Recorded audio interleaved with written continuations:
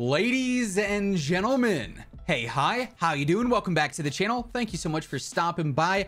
What if I told you the Modern Warfare meta in Warzone isn't actually all that far down the meta tiers? Obviously, we know Vanguard guns are very dominant and very popular right now, but when you look at the stats, I think a lot more Modern Warfare weapons than you might assume are actually very, very close to being up there with those top tier meta guns right now. So today, we're going over the Modern Warfare meta. As we go through it all, if you enjoy the video at any point, let me know by dropping a like on it. And if you're new here, feel free to hit that sub button and turn on those post notifications. That way you can always guarantee you are up to date with everything going on in COD. And also, quick shout out to Gamer Advantage. You guys always seen me wearing the frames. I love these things. They are my advantage when it comes down to it. I wear these every day so that I can do what I do for longer periods of time without having to stop and reset. These allow me to grind games more, allows me to make more content for you guys. If you're looking at screens for long periods of time, copping a pair of Gamer Advantage glasses is one of the best things you can do.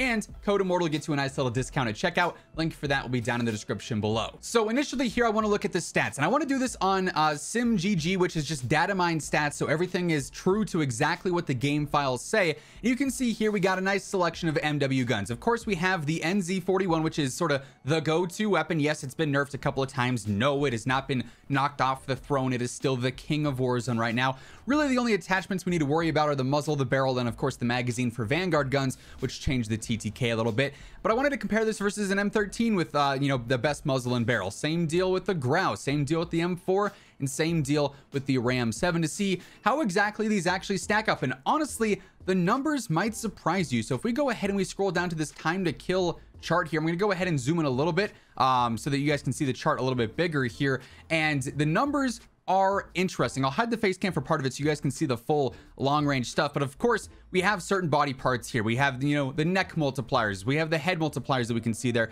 We have the chest, the extremities, the lower torso or the stomach, legs and whatnot as well. And the TTKs will change obviously depending on which ones we're looking at, which part of the body we're looking at. But as you can see here, the orange line is the NZ41. You can sort of see that highlighted in the background there. M13 is going to be our green line, purple is the Grau, M4 is blue. And you guys can see here, if I were to go ahead and hide my face cam a little bit, once we're past that 50-meter range, these things are all super, super close to one another. We're looking at a difference of a max TTK with the Grau at 984 milliseconds to the chest, all the way down to the lowest being 910 with the Ram. So not even 100 milliseconds, not even that much time in game is separating these weapons from one another. Now, if we were to look at the neck, it's slightly different. The NZ has an incredible neck multiplier, but then these other parts of the body, they have better headshot multipliers. If you look at extremities, the NZ is not as consistent. It's slower up close, and same deal with the legs as well. Lower stomach has a similar story. So when we look at these numbers, it is surprising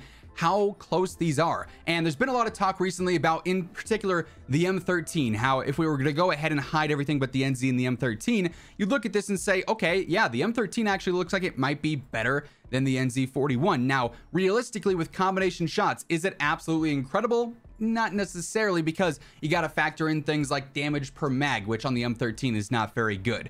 Mobility, which on anything that's not a Vanguard gun right now is not very good. But all these weapons taken into consideration, there absolutely is a very competitive Modern Warfare meta that's not that far off. I mean, if you're looking at pure TTK here for the most part, the NZ is right there with everything through the first 34 meters. But once it drops off here to certain parts of the body, everything else is slightly better than it for at least a certain period of time. And then, like I said, over range, there's almost no difference in these general TTKs here you guys can see between these weapons.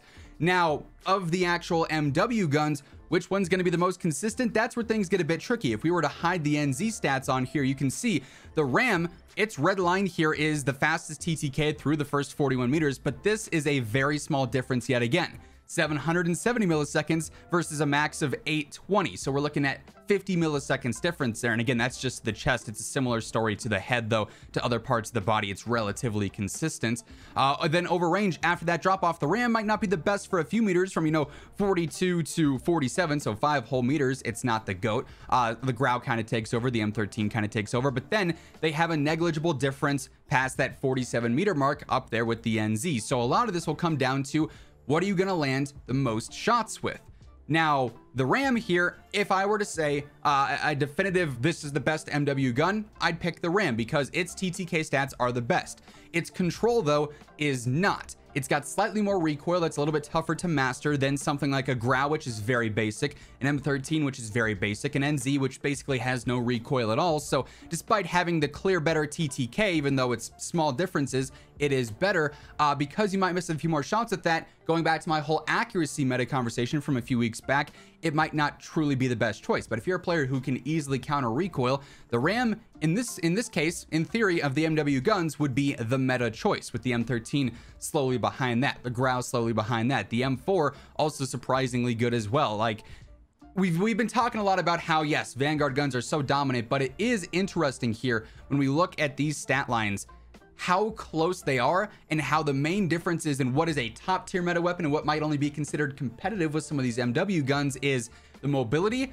Obviously, a lot of the Vanguard rifles, even though the rifles still have great mobility stats, and then also the control. Pure TTK stats here, you have an incredibly close competition. What's nice too is we can actually build the loadouts right here on Sim, so we don't even have to jump into the game. But I want to go over the quick loadouts for all these weapons if you, of course, you want to test them out. Of course, for the optic here, 3 to 6 times, 2.5 times on the NZs, usually a go-to. The EPAC stock is what a lot of players are using right now. Strife angle, the underbarrel, is a go-to as well. We're going to go for a lengthened. We're also going to go ahead and run the hatch grip, perk 1, brace, and then perk 2, fully loaded or on hand, and that's the go-to NZ setup. We have, of course, talked about this one several times at this point. For the M13, of course, it's relatively basic. Monolithic suppressor, the marksman barrel, also going to be going for a commando foregrip to help out with the recoil. The 50 round mags, which again, as I said earlier, the damage per mag stats here are not great. Same deal with the RAM for what it's worth too. Their DPM, they're just not as competitive as you'd want them to be, which does hinder them from being top tier meta, but a good player can easily look past that. We're going to finish things off here with the VOK 3 times optic, if I can actually find that. There we go. So we'll throw that on there, and that's your basic M13 setup that, of course, we all probably know by now, but it clearly is in the meta conversation. The Grau, the all-time greatest iron sight weapon in the game. We're going to stick with the Archangel barrel, monolithic suppressor, commando foregrip, the 50 round mags, and actually the tack laser for a better ADS because we don't need an optic here. As mentioned, the iron sights are just too good to not use with the Archangel barrel in particular. The M4 setup is honestly relatively diverse. Commando foregrip, 50 round mag on here, and then again, you probably want to go for the VOK 3 times optic, but if you wanted a slightly faster barrel, because yes, that mobility barrier is there with these MW guns as mentioned, you could drop down to the Corvus Custom Marksman, and your TTK is still going to be pretty solid if we were to go down here, the M4 in blue. It just has a slightly earlier drop off than before, but it's still going to be very easy to use and very consistent as well. And then finally with the RAM, we got the suppressor. Of course, we have the Ranger barrel. We're going to go for commando foregrip. We're going to go for the VOK 3 times optic. And again, the 50 round mags, where that damage per mag, because the fire rate does suffer a bit, but its TTK when you are actually landing shots is one of the better options in the game, and a top tier MW gun that can actually compete in the general meta despite the Vanguard dominance that we all sort of assume and we know is there. So like I said, some surprising numbers here in my own opinion. The TTKs, when I first looked at this chart, I was very surprised that they are as close as they were, because it just seems like Vanguard guns are so dominant, but as far as raw stats go and time to kill, those are so close, whereas the majority of the reason that Vanguard guns are so good is because they have those extra factors, because of 10 attachments, because their mobility and their control is so much better. But you can absolutely run MW guns right now, which I'm a big fan of, because let's face it, they feel the best. Their animations, the recoil, everything about them just feels like it belongs. It doesn't feel like it's ported over and forced with an integration, you know what I'm saying? So that said, that is gonna wrap things up for this one. Hopefully you enjoyed the video. If you did, let me know by dropping a like on it. And if you're new to the channel, or if you have not already subscribed, every single day I got you covered with everything going on in COD. So feel free to hit that sub button and turn on those post notifications. But once again, thank you so much for tuning in, and until next time, take it easy, have an awesome rest of your day, and I'll catch you guys later. Peace out.